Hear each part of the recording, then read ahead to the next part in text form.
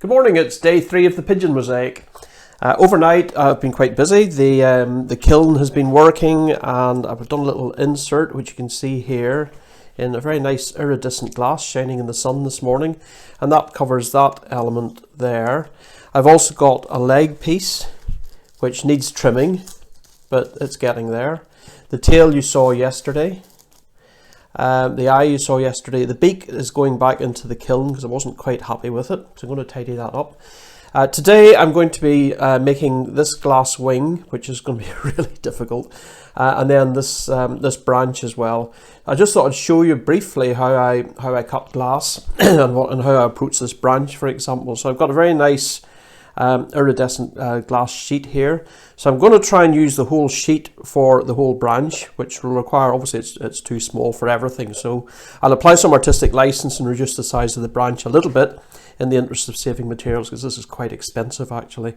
My glass cutter here is it's actually a reservoir with oil, and at the end here there's a little tiny wheel, and obviously the oil allows the wheel to turn, and essentially you get your body weight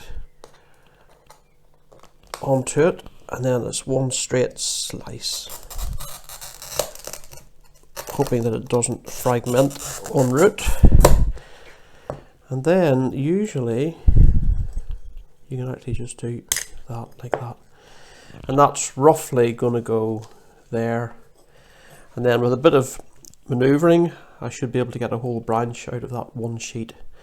What I do also when I'm doing something like this, it also be, even with the iridescence, this would be quite dull. So over here I keep little shards and fragments from things. Nothing's wasted really, and I'll pick out some of the smaller pieces and I can drop them on top, and that adds some of the characterization that you see on the branch itself, and it just adds a bit of color to the whole thing.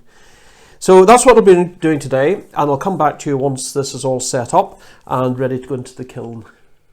Right, well, this is where I've got to. You can see over here the piece that's just come out of the kiln, and you can see that lovely sort of iridescence in the branch, and then the bits that I've added on, which may look a bit daft, but I think it gives it a lovely sort of granular, organic sort of appearance, rather than just being a flat slab of glass. And I think when it's up there with a very flat background, which it will have, it'll look brilliant, although I say so myself. This is the piece that's about to go into the kiln, and you can see where I've dotted on some scrap offcuts and so on. You can see where that leg's going to sort of hopefully slot in there. I'm putting this in now. Hopefully that'll be through. It's now 2 o'clock. Hopefully that'll be through in about 3 or 4 hours.